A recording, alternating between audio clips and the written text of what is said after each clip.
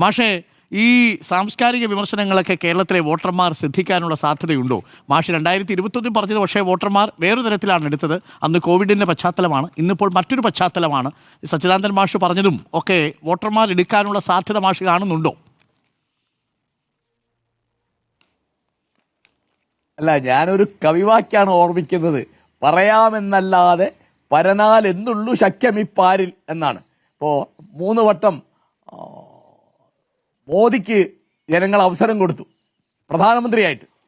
അപ്പോൾ നമ്മളിപ്പോൾ നമ്മുടെ പണി എന്താ? ഞാൻ രാഷ്ട്രീയ പ്രവർത്തകനല്ല. ഞാൻ എന്നെ കൊണ്ടാവും പോലെ പരിസ്ഥിതിയെ പറ്റിയോ പ്രകൃതിയെ പറ്റിയോ പൗരാവകാശങ്ങളെ പറ്റിയോ സംസാരിക്കുകയോ എഴുതുകയോ ചെയ്യുന്ന ഒരാളാണ്. ഞാനത് പറയുന്നു. അപ്പോൾ ജനങ്ങൾ ആദ്യത്തെ പിണറായി ഗവൺമെന്റ് വരുന്നത് VS-നെ കണ്ടുകൊണ്ടാണ്. അത് നമ്മൾ മറന്നു പോകരുത്. രണ്ടാമത്തെ പിണറായി ഗവൺമെന്റ് വന്നത് പിണറായിയെ മാത്രം കണ്ടുകൊണ്ടാണ്, സംശയമില്ല. അപ്പോ ഞാൻ ഇപ്പോഴും പ്രതീക്ഷിക്കുന്നത് ഈ തരത്തിൽ സാമുദായികമായ ധ്രുവീകരണത്തിനെതിരായിട്ട് ഒരു കേരളീയ മനസ്സ് പ്രവർത്തിക്കും. അതാണ് ലോക്സഭാ ഇലക്ഷനിലും പിരിയുന്നതിന് മുമ്പ് ഹൈപ്പോത്തറ്റിക്കൽ ചോദ്യമാണ്. ചർച്ചയുടെ ഒരു രാഷ്ട്രീയ കൗതുകത്തിന് വേണ്ടിയാണെന്ന് കരുതിയാൽ മതി. ശൈലജ ടീച്ചറിനെ മുഖ്യമന്ത്രിയായി കൊണ്ടുവരുന്ന സാഹചര്യത്തിൽ ടീച്ചർ ഇതേ നിലപാട് ആവർത്തിക്കൂ? അല്ല, മാഷ് ഇതേ നിലപാട് ആവർത്തിക്കൂ ശൈലജ ടീച്ചർ ആണെങ്കിൽ? പിണറായി എന്നുള്ളത് മാറ്റി നിർത്തിയാൽ? ഞാൻ പറഞ്ഞില്ലേ, ഞാൻ നേരത്തെ തന്നെ ആരാണ് അടുത്ത മുഖ്യമന്ത്രി എന്ന തരത്തിൽ അരുൺകുമാർ ഒരു ചോദ്യം ചോദിച്ചു. അത്തരം സാങ്കല്പിക ചോദ്യങ്ങൾക്ക് മറുപടി പറയുമ്പോൾ നമ്മുടെ രാഷ്ട്രീയമായ വിവേകത്തിന് അത് ഗുണകരമാവില്ല എന്നാണ് ഞാൻ വിചാരിക്കുന്നത്.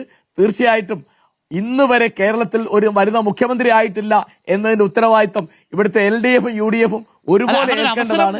ഒരു വനിതാ മുഖ്യമന്ത്രി രണ്ട് കൈയും ഉയർത്തി അങ്ങനൊരു അവസരം കൊടുത്താൽ എൻ്റെ ഒരു രാഷ്ട്രീയ വിദ്യാർത്ഥി എന്ന കൗതുകമാണ്. ഒരു തീരുമാനം CPM എടുത്തൊരു വനിതാ മുഖ്യമന്ത്രിയെ പ്രൊജക്ട് ചെയ്താൽ ഈ അധികാര തുടർച്ച ദുഷിപ്പിക്കും എന്നുള്ള വാദത്തിൽ നിന്ന് നമുക്ക് പിന്നോട്ട് പോകേണ്ടി വരുമോ എന്നുള്ളതാണ്.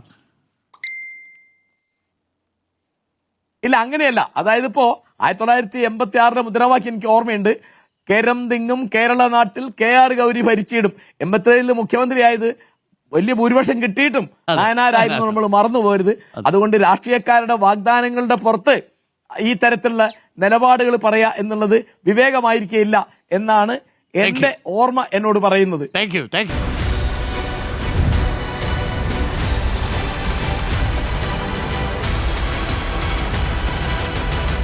Debate with Dr. Arun Kumar.